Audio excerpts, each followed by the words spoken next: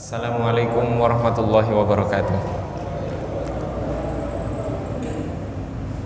Alhamdulillahi rabbil alamin, wassalatu wassalamu ala sayyidil mursalin sayyidina Muhammadin wa ala alihi wa sahbihi ajma'in.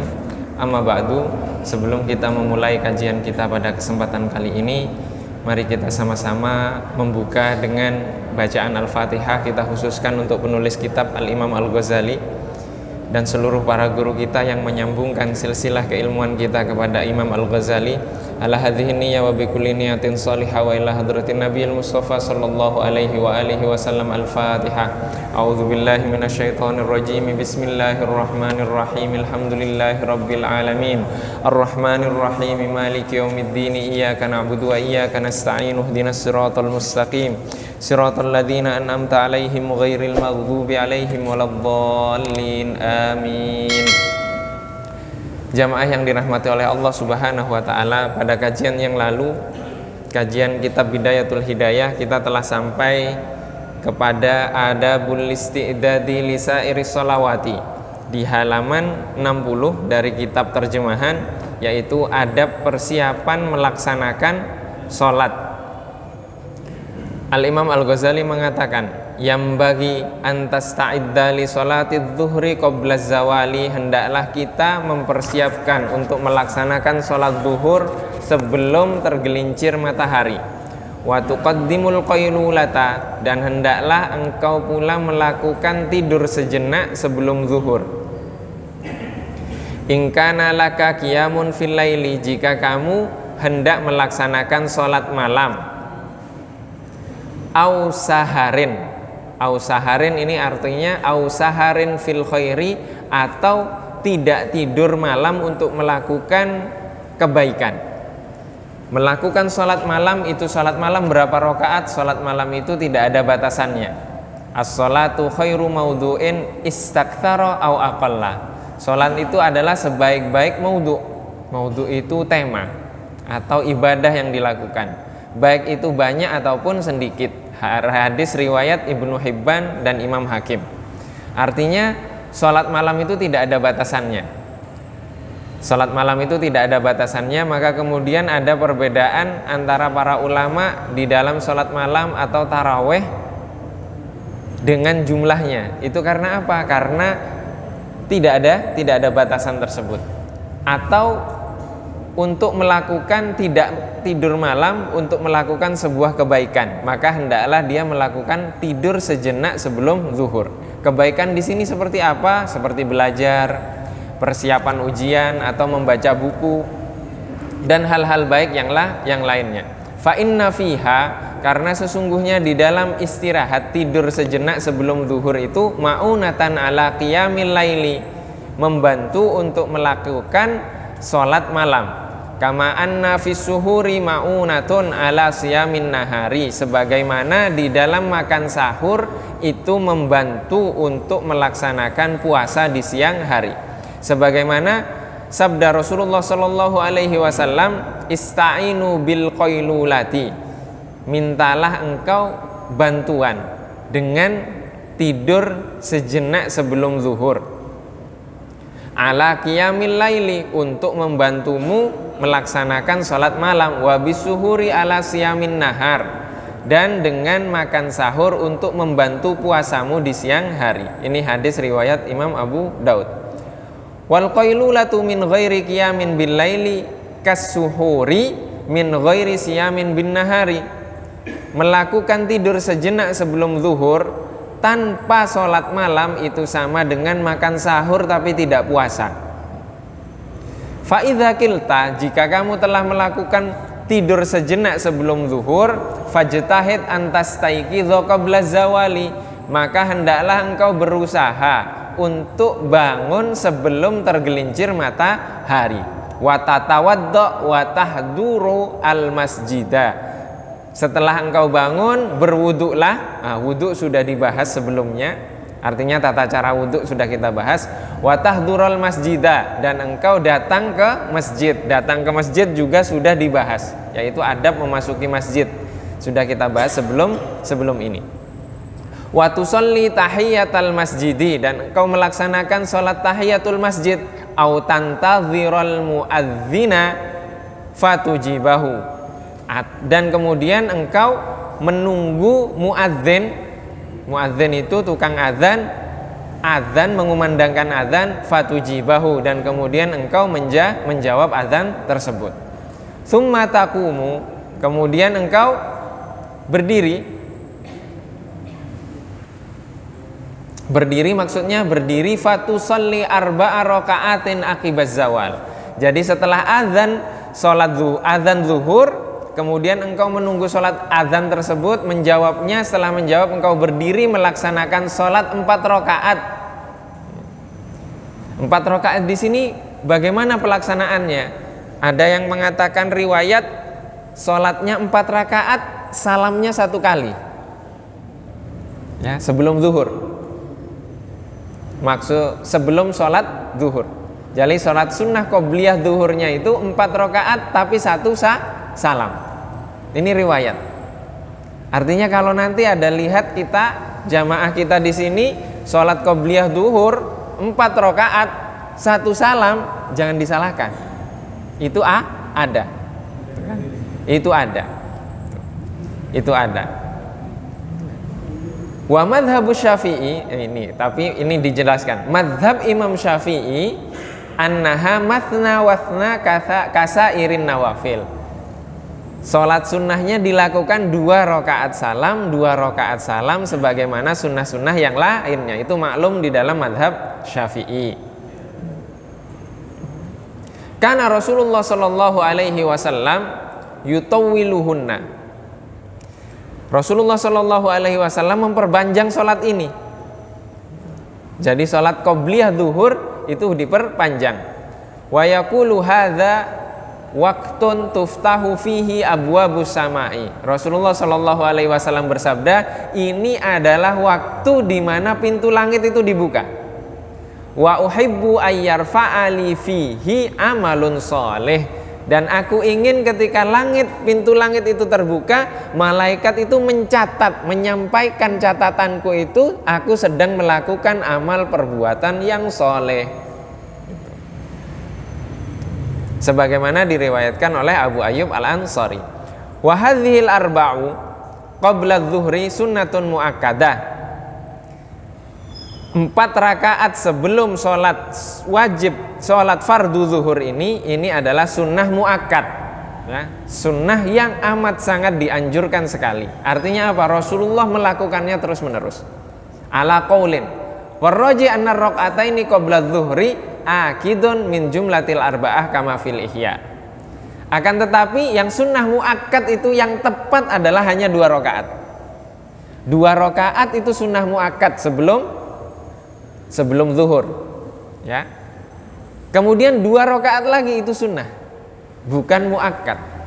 Karena apa? Karena tidak dilakukan terus menerus oleh Rasulullah Shallallahu Alaihi Wasallam. Sebagaimana di dalam kitab Ihya, kitab Bidayatul Hidayah itu asalnya adalah dari Ihya Ulumuddin. Ya, Imam Ghazali punya buku namanya Ihya Ulumuddin. Ihya Ulumuddin, buku ini tebal, berjilid-jilid, ya. Kemudian diringkas lagi, ada namanya Qutul Qulub. Jadi ada ulama yang meringkas lagi namanya Qutul Qulub, tebal sebegini, Qutul Qulub itu. Kemudian kitab ringkasan ini diringkas lagi, lebih ringkas lagi, yaitu kitab Bidayatul Hidayah. Jadi untuk membaca Ihya kita dimulai dari Bidayatul Hidayah, ini ringkas gitu. Ringkas sekali, maka lebih detailnya ada di Ihya Ulumuddin. Fafil khabari, di dalam riwayat disebutkan, yaitu dari Sayyidina Abu Hurairah radhiyallahu taala anhu, anna man shallahunna fa ahsana ruku'ahunna wa sujudahunna sallama'ahu sab'una alfa malakin yastaghfiruna lahu ilal lail. Barang siapa yang melaksanakan, mendirikan 4 rakaat salat tersebut sebelum zuhur, qobliyah zuhur, fa ahsana ruku'ahu, rukuknya sempurna, wa sujudahunna, dan sujud dalam sholat tersebut juga sempurna, dan pastinya bacaannya juga sempurna, shalla ma'ahu, sholat bersamanya, bersama orang tersebut sab'una alfa malakin, 70.000 malaikat sholat bersama orang tersebut. Yastaghfiruna lahu ilal lail, dan memohonkan ampun bagi orang yang melaksanakan tersebut hingga datang malam hari. Jadi sholatnya qobliyah zuhur dibersamai oleh 70.000 malaikat. Kemudian 70.000 malaikat itu istighfar untuk orang itu sampai malam. Itu gimana? Kalau kita kan maunya melihat 70.000 itu kan. Jadi kita sholat, saya dibersamai 70.000 kan gitu. Maunya melihat. Itu malaikat Jibril aja kalau datang ke Nabi Muhammad, itu di mana malaikat Jibril, kepalanya ada di mana? Itu Nabi Muhammad. Ini kalau 70.000 gimana? Apa nggak kabur kita? Makanya hal-hal seperti ini nih hal-hal gaib yang hanya bisa kita percayai. Kalau dibuka tabir itu, aduh, gila. Kalau nggak mampu gila, gitu kan? Kalau nggak mampu akan gila. Jadi mending tertutup terus tabirnya dan kita hanya meraba-raba saja.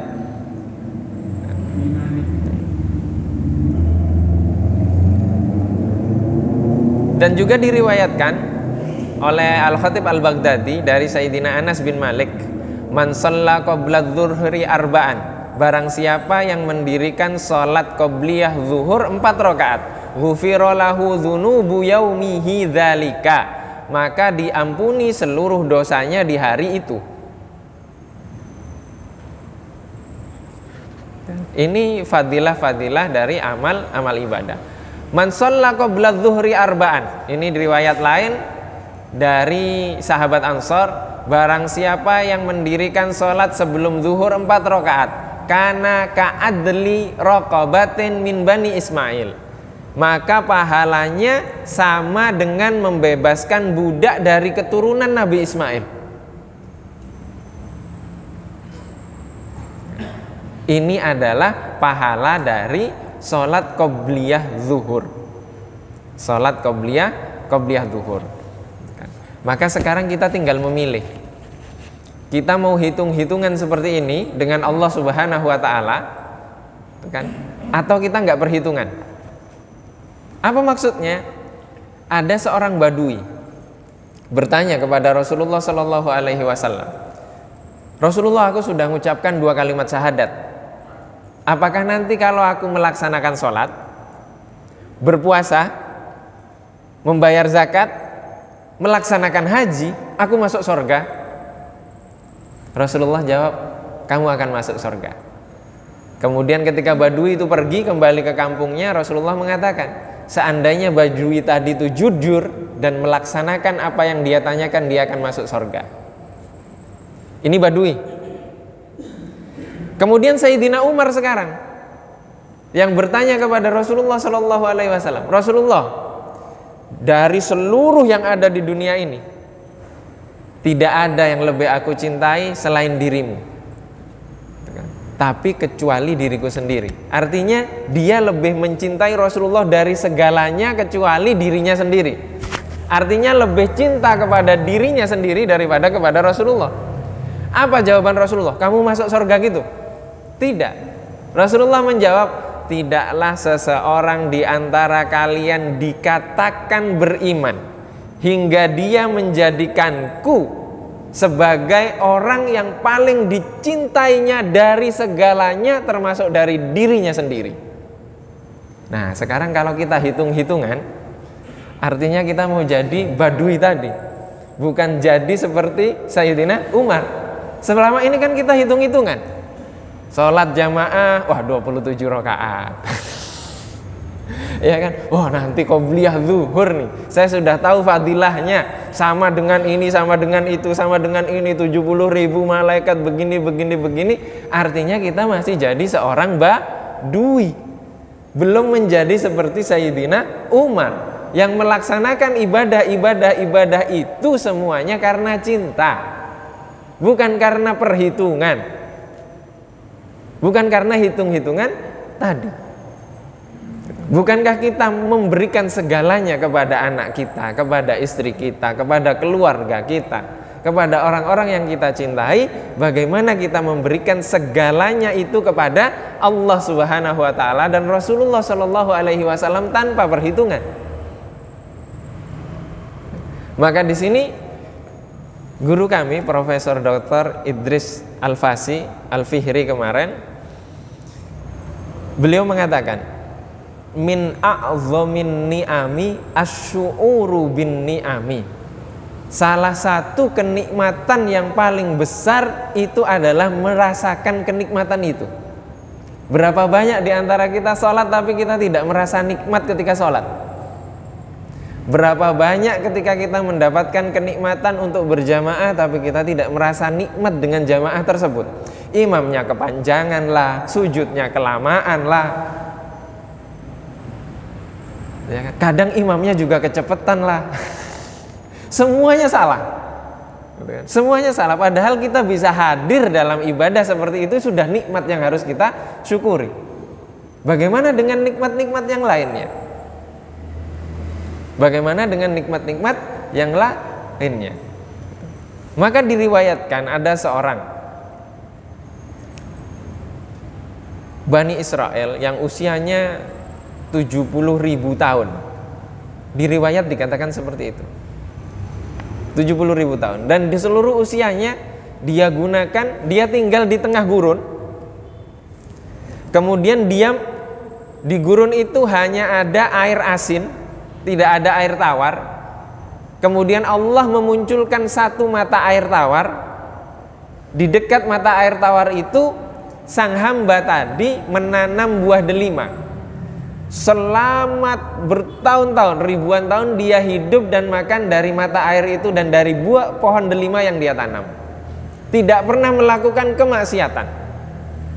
Kemudian Allah mengatakan kepada orang tersebut di akhirat, masukkan dia ke dalam sorga atas rahmatku. Hamba tadi protes, enggak ya Allah, 70.000 tahun aku hidup tidak pernah melakukan kemaksiatan dalam ketaatan. Masukkan aku ke dalam sorga atas amal perbuatanku. Kemudian Allah mengatakan, ya sudah, kalau kayak gitu malaikat hitunglah, hitung-hitungan kita, gitu kan. Timbang amal perbuatannya. Ternyata baru nikmat penglihatan ditimbang dengan seluruh ibadah yang dia lakukan 70.000 tahun, itu lebih berat nikmat penglihatan. Akhirnya hamba tadi mengatakan, ya Allah, ternyata nikmat penglihatanmu saja saya nggak bisa bayar, tidak bisa membayarnya. Bagaimana dengan nikmat mata air? Bagaimana dengan nikmat pohon delima yang berbuah bertahun-tahun? Bagaimana nikmat kesehatan, nikmat ini, nikmat itu, semuanya. Akhirnya apa? Ya sudah ya Allah, masukkan aku ke dalam sorga dengan rahmatmu. Artinya kalau kita hitung-hitungan, tidak akan pernah kita masuk sorga. Gak akan pernah kita masuk sorga. Maka jangan hitung-hitungan dengan Allah Subhanahu wa ta'ala. Jangan pernah hitung-hitungan. Dan di sini juga dikisahkan Nabi Ibrahim itu pernah sakit. Kemudian beliau mengangkat tangan kepada Allah memohon kesembuhan. Detik itu juga langsung sembuh. Itu Nabi Ibrahim alaihissalam. Setelah itu sakit lagi. Beberapa waktu setelah itu sakit lagi. Kemudian beliau mengangkat tangan berdoa lagi meminta kesembuhan. Turun wahyu agar memakan bagian dari sebuah pohon. Kemudian Nabi Ibrahim mengambil bagian dari pohon itu, kemudian memakannya, langsung sembuh. Kemudian setelah itu beberapa waktu lagi Nabi Ibrahim sakit lagi. Angkat tangan lagi berdoa kepada Allah. Ya Allah, saya sakit minta kesembuhan. Allah mewahyukan untuk berobat ke tabib. Kemudian tabibnya ngasih resep, resepnya dimakan baru sembuh.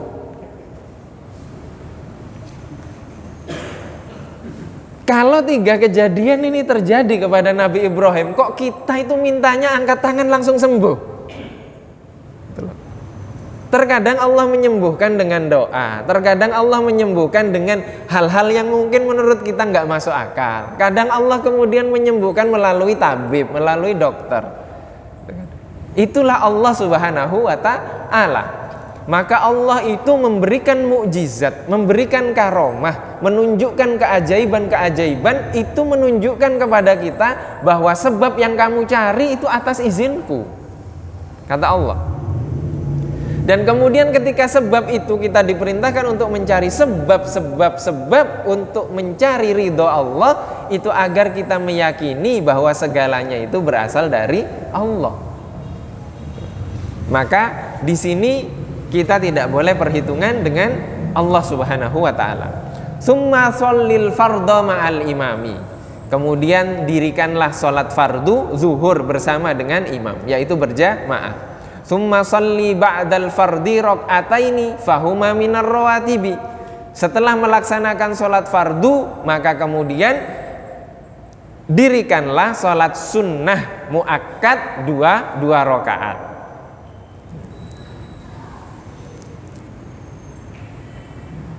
Wala tashtagil ilal asri illa bi ta'allumi ilmin au i'anati muslimin au qiraati qur'anin.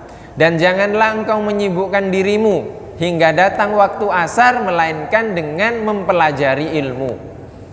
Ta'allumi ilmin di sini mempelajari ilmu. Dengan apa? Dengan mendatangi majelis-majelis, belajar kepada guru, atau dengan membaca kitab, membaca buku. Au i'anati muslimin, atau membantu saudara muslim yang lainnya. Allah Subhanahu wa Ta'ala berfirman, Rasulullah Shallallahu Alaihi Wasallam bersabda, wallahu fi aunil abdi madamal abdu fi auni akhihi. Allah Subhanahu wa Ta'ala membantu seorang hamba selama hamba tersebut membantu saudaranya. Au qiraati Qur'anin, atau membaca Al-Qur'an. Nah, maka di sini di Al-Qur'an itu satu juz itu terbagi menjadi dua. Terbagi menjadi dua bagian. Artinya setengah juz itu disebut dengan hizib. Ya. Hizib, kenapa disebut dengan hizib? Karena itu dibiasakan untuk dibaca sampai titik itu. Artinya setengah juz itu ada ain di tengah-tengah. Dari satu juz itu pertengahan itu ada ain di tengah-tengah. Dari dimulainya wa idhistasqa Musa liqaumihi, dari sana kalau juz 1. Ya, itu setengah. Itu disebut dengan hizib. Maka kebiasaan para ulama itu kan, di mayoritas tarekat tasawuf itu membiasakan memulai harinya itu dengan membaca setengah juz sebelum zikir-zikir yang lainnya. Jadi kalau ada yang mengatakan oh tasawuf itu salah, oh enggak. Tasawuf itu justru yang membiasakan kita untuk istiqomah melaksanakan sunnah-sunnahnya Rasulullah Shallallahu Alaihi Wasallam. Maka kalau nggak sesuai dengan Rasulullah itu bukan tasawuf. Itu dibiasakan di Maroko, di Mesir, di negara manapun ada istilah zawiyah. Zawiyah itu pojokan, atau kalau di Mesir itu madhiyafah. Madhiyafah itu ya pojokan juga, tempat menerima tamu. Maksudnya tamu pelajar-pelajar yang ingin mengaji. Itu di sana dibiasakan bahwa memulai harinya itu dengan membaca setengah juz. Kemudian ketika datang maghrib malam ditutup dengan setengah juz lagi. Artinya satu hari itu satu juz. Maka disebut dengan hizib. Itu hizib dalam Al-Quran. Kalau hizib yang lain, hizib zikir ada, hizib doa ada. Itu arti dari hizib. Ya, maka membaca Al-Quran atau dengan membaca Al-Quran. Di sini dikatakan au qiraati Qur'anin, atau membaca Al-Quran. Au sa'yin fi ma'ashin, atau berusaha atau bekerja untuk mencari penghidupan. Litasta'ina bihi ala dinika, untuk membantumu dengan pekerjaan, hasil dari pekerjaan tersebut atas agamamu. Summa sholli arba'a raka'atin qoblal asri, dan kemudian dirikanlah sholat 4 rakaat sebelum sholat fardu asar. Fahiyya sunnah muakkadah, 4 rakaat tersebut adalah sunnah muakkad. Sunnah muakkad. Faqad qala Rasulullah sallallahu alaihi wasallam. Rasulullah sallallahu alaihi wasallam telah bersabda, rahimallahu mra'an. Allah Subhanahu wa taala merahmati seorang hamba yang melaksanakan, mendirikan salat 4 rakaat sebelum asar. Diriwayatkan oleh Imam Tirmidzi dan Ibnu Hibban dari Sayyidina Umar. Fajtahid ayyana laka du'aahu sallallahu alaihi wasallam. Maka berusahalah engkau agar mendapatkan doa dari Rasulullah sallallahu alaihi wasallam tersebut. Wala tashtagil ba'dal asri illa bimithli ma sabaqa qablahu. Maka janganlah engkau menyibukkan dirimu setelah sholat asar melainkan seperti apa yang telah dijelaskan sebelum ini. Wala yambagi antakuna awqatuka muhmalah. Dan jangan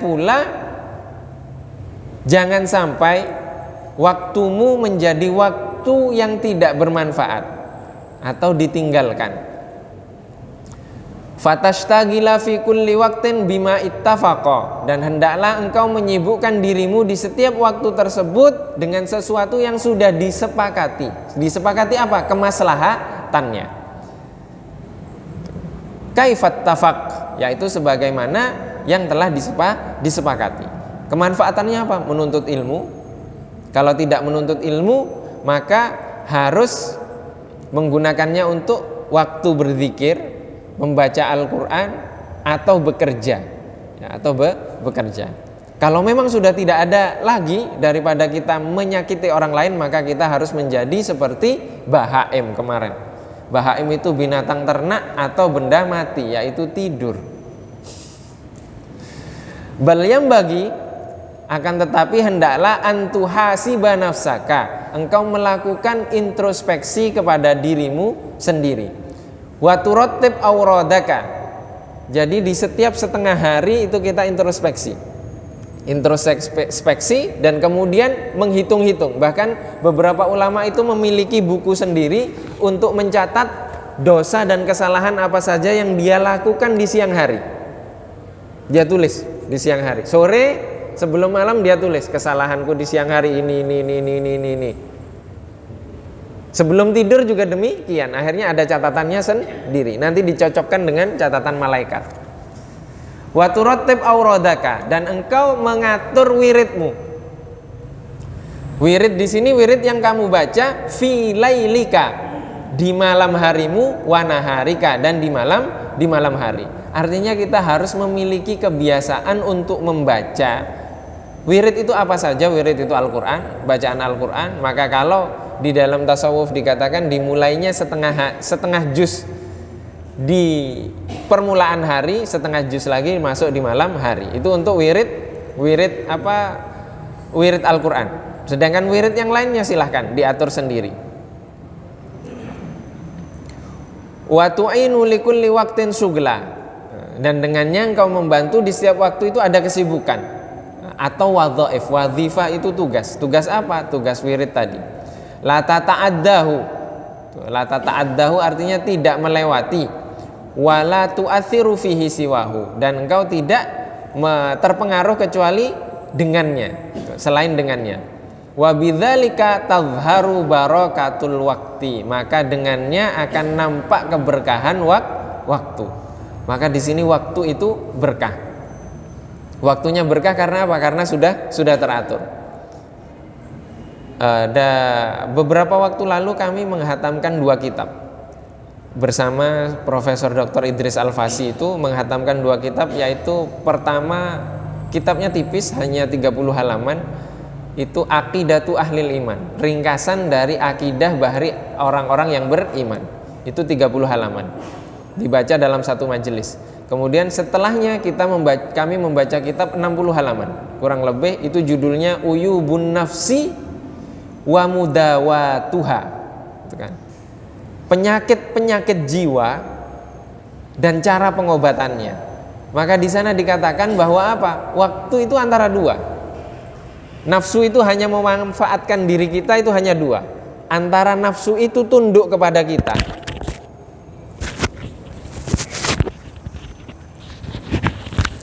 nafsu itu tunduk kepada kita untuk tunduk kepada syariatnya Allah Subhanahu wa ta'ala, atau kita yang tunduk kepada nafsu. Artinya waktu kita hanya terbagi dua, waktu itu bermanfaat untuk kebaikan atau kita gunakan untuk kemaksiatan, tidak ada yang ketiga. Artinya waktu hanya digunakan untuk taat atau untuk maksiat. Maka di sini nampak keberkahan kalau kita sudah mengatur waktu kita. Fa amma idza tarakta, jika engkau meninggalkan nafsaka sadda, atau sudda, engkau meninggalkan jiwamu itu tidak ditinggalkan begitu saja, tidak dimanfaatkan, muhmalan, matrukan, ditinggalkan, ihmalul bahaim, sebagaimana binatang ternak itu menggunakan waktunya, allati la tadri bimadza tashtagil, binatang ternak tersebut tidak tahu mereka itu sedang sibuk apa, fi kulli waqtin, di setiap waktu mereka, fayangqadi aktsaru awqatika dha'i'a, dengan demikian maka waktumu akan hilang begitu saja, tidak bermanfaat. Wa awqatuka umruka, waktumu adalah usiamu. Wa umruka ra'su malika, dan usiamu adalah modal bagimu. Wa alaihi tijaratuka, jadi modal usia kita itu adalah modal kita untuk melakukan transaksi. Wabihi wusuluka ila naimi daril abadi fi jiwarillahi ta'ala, dan dengannya, dengan modal usiamu itu kamu akan sampai kepada nikmat Allah Subhanahu wa ta'ala di dunia yang abadi di sisi Allah Subhanahu wa ta'ala, yaitu sorga. Fakullu nafasin, setiap hela nafas, min anfasika, dari setiap hela nafasmu, jauharatun, permata, laki mata lahu, yang tidak ada nilainya, yang tidak ada nilainya, tidak bisa dibeli. Idla badalalahu, karena tidak bisa ditukar. Waktu dan usia kita itu tidak bisa ditukar. Fa idza fata fala iwadalahu, jika waktu itu telah pergi, usiamu telah pergi, maka itu tidak bisa diganti. Fala takun kal hamqa al maghrurin, janganlah engkau menjadi seperti orang-orang yang bodoh, al-maghrurin, yang tertipu. Tertipu di sini oleh apa? Tertipu oleh dunia dan oleh setan. Maka sebenarnya ini ada istilah yang banyak disalahi, disalahfahami. Manusia itu memiliki 3 mata. Mata pertama adalah mata penglihatan ini, yang dilihat adalah dunia. Mata yang kedua adalah mata hati. Mata hati ini yang dia lihat adalah akhirat. Mata yang ketiga ini mata sir namanya. Mata sir itu mata rahasia. Mata rahasia maksudnya apa? Mata yang dimiliki oleh jiwa, ruh kita untuk melihat segala sesuatu yang dilihat itu hanya Allah Subhanahu wa ta'ala. Maka ketika dikatakan seseorang ulama itu, oh dia ahlu sir, artinya apa? Ulama itu telah sampai kepada titik di mana dia tidak melihat dengan mata kepalanya, tidak melihat dengan mata batinnya, akan tetapi melihat dengan mata ruhnya, dan dia melihat segala sesuatu itu Allah Subhanahu wa ta'ala. Seperti tadi, dia berdoa langsung disembuhkan oleh Allah, semuanya dari Allah. Dia berdoa kok nggak sembuh-sembuh, harus minum air dulu, akhirnya minum air sembuh. Dia berdoa, kemudian sudah berdoa nggak sembuh, minum air nggak sembuh, akhirnya berobat, setelah berobat sembuh. Kan? Itu artinya apa? Kesembuhan dari Allah, bukan dari mudahnya mendapatkan kesembuhan itu. Maka para ulama ketika mereka sakit, mereka bersyukur. Kenapa bersyukur? Karena diperhatikan oleh Allah Subhanahu wa ta'ala, nggak dikasih sehat terus, nggak dikasih sehat terus. Itu bagaimana sakit kok bersyukur? Itu kan sulit, karena melihatnya tidak dengan mata kepala, melihatnya tidak dengan mata hati, tapi melihatnya dengan mata yang lainnya, gitu kan? Dan itu lebih tajam lagi. Maka Rasulullah Isra Mi'raj menggunakan buruk, hijrah menggunakan onta, gitu kan? Hijrah menggunakan onta. Ada tidak di antara kita sekarang yang misalkan mau berangkat umroh, yuk ikut umroh travel saya, naik apa? Naik kuda dari sini. Nggak ada yang mau. Wong ada pesawat, ada pesawat. Maka janganlah menjadi seperti orang yang bodoh yang tertipu oleh dunia dan oleh setan. Nah, ini ketika kami haji 2019 juga bersama dengan Profesor Dr. Idris Al-Fasi itu, beliau ketika manasik beliau menyampaikan sebenarnya jumroh ula, jumroh yang pertama, jumroh wusto, jumroh yang pertengahan, jumroh akobah, jumroh yang kubro ini yang paling besar. Itu yang ula itu yang dilempar itu setan, itu kecil. Yang wusto itu pertengahan, pertengahan itu yang dilempar itu dunia. Baru yang akobah, yang kubro itu, yang besar, yang terakhir itu, yang dilempar itu adalah nafsu kita. Gitu. Jadi yang setan itu kecil, dunia itu pertengahan, yang terakhir itu nafsu kita. Maka kenapa kok bulan Ramadan itu katanya setan di kerangkeng, kok masih banyak yang nggak puasa, gitu kan? Dan banyak warteg-warteg yang pakai cadar. Kenapa? Karena setannya di kerangkeng, nafsunya nggak di kerangkeng, nafsunya bebas. Yang di penjara itu setannya, nafsunya bebas, nafsunya bebas. Alladzina yafrahuna fi kulli yaumin bi ziyadati amwalihim. Mereka adalah orang-orang yang gembira karena setiap hari harta mereka bertambah. Ma'anuksoni a'marihim, bersamaan dengan itu usia mereka berkurang. Fa ayyu khairin fi malin yazidu wa umrin yang kusu. Kebaikan apa yang dia dapatkan dengan pertambahan harta tapi berkurangnya usia?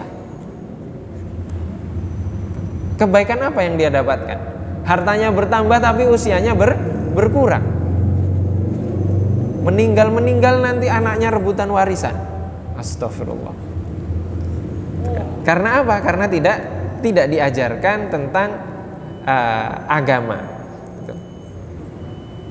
Wala tafra illa bi ziyadati ilmin au amalin soleh. Maka janganlah pernah kamu bergembira melainkan dengan bertambahnya ilmu atau bertambahnya amal soleh. Fa innahuma rafiqaka yashabanika fil qabri. Karena keduanya, yaitu ilmu, artinya ilmu yang bermanfaat yang telah kita bahas sebelum ini, dan amal soleh. Amal soleh ini keduanya yang akan mendampingimu kelak di alam kubur. Di alam kubur. Wallahu wa rasuluhu a'lam. Ini yang dapat kita kaji pada kesempatan kali ini. Insyaallah pada pertemuan yang akan datang akan kita selesaikan bab ini. Semoga Allah Subhanahu wa taala menganugerahkan kepada kita kemampuan untuk melaksanakan dan mengikuti apa yang telah dicontohkan oleh Rasulullah sallallahu alaihi wasallam, baik yang wajib ataupun yang sunnah. Allahumma amin. Wabillahi taufiq wal hidayah wa ridha wal inayah. Wassalamualaikum warahmatullahi wabarakatuh.